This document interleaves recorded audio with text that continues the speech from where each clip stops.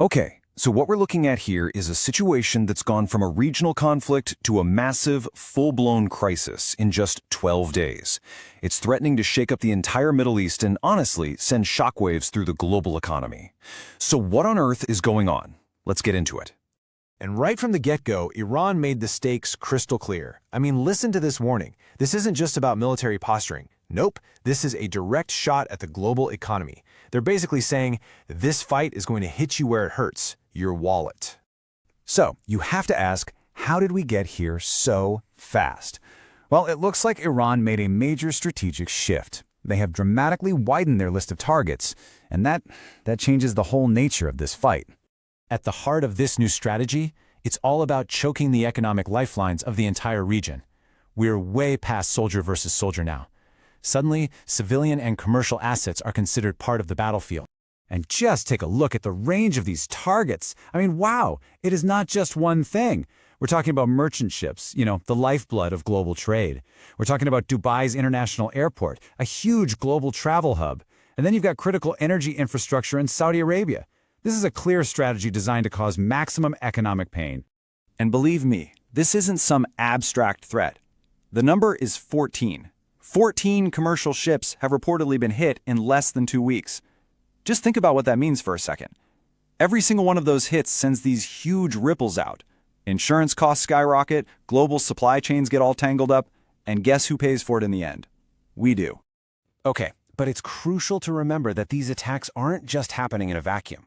The conflict is spilling over, dragging in new players, and creating this really complicated multi-front war that's spreading all across the Middle East. And this right here, this is a huge development.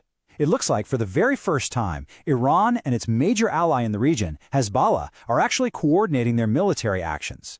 Seeing Iranian missiles and Hezbollah rockets firing together at Israel, that signals a whole new and frankly much more dangerous level of teamwork. So what you're seeing play out is this classic tit-for-tat escalation. You've got US and Israeli airstrikes hitting targets in Iran and Lebanon, and then boom, Iran and Hezbollah fire back with their own attacks on ships and infrastructure. It's just this vicious cycle, right? Where every move triggers a countermove, and it just pushes the entire region deeper and deeper into this mess.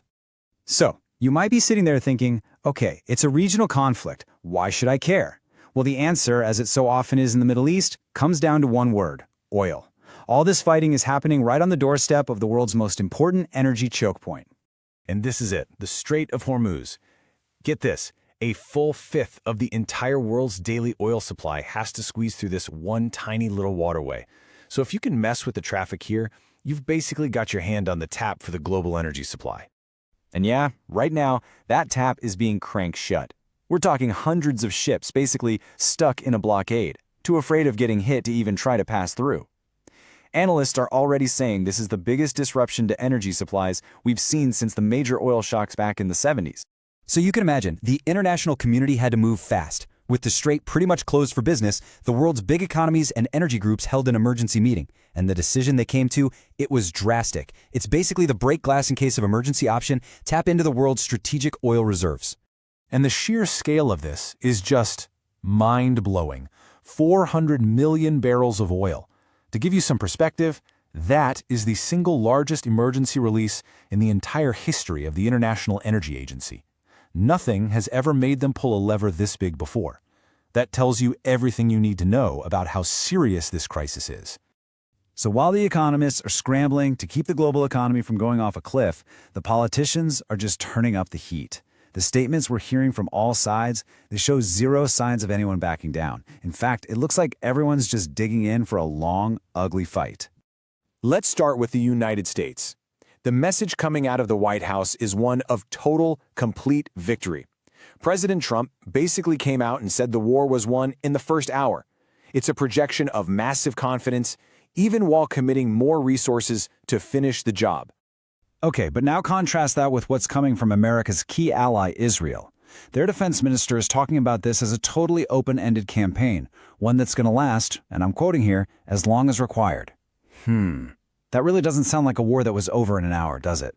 And then you have Iran. Their response is just as defiant, just as threatening, signaling they are on maximum alert. So what you've got is this incredibly dangerous stalemate. 3 different sides telling 3 totally different stories, and not a single one of them is even hinting at backing down. But, beyond all the geopolitical chess moves, the economic chaos, and the tough talk from leaders, there is a very real and just tragic human cost to all of this. And this is a cost you can't measure in barrels of oil. You measure it in lives lost and families torn apart. According to Iran's ambassador to the UN, the toll inside Iran has been devastating. Over 1,300 civilians reportedly killed since the airstrikes began. And at the same time, over on the other major front in Lebanon, reports say that at least 634 people have been killed by Israeli strikes as that fighting with Hezbollah just gets more and more intense. And the cost is so much bigger than just casualties. Just in Lebanon, more than 816,000 families, think about that, families, have been forced to flee their homes. This has created a massive humanitarian crisis that is going to echo for years to come. So that's the picture right now. A full-blown crisis where, incredibly, every side is claiming they've won, yet every side is also hunkering down for a long war of attrition. The global economy is teetering on a knife's edge, and the human toll is climbing every single hour. And it all leads to this one really unsettling question. When nobody is looking for an off-ramp, what in the world could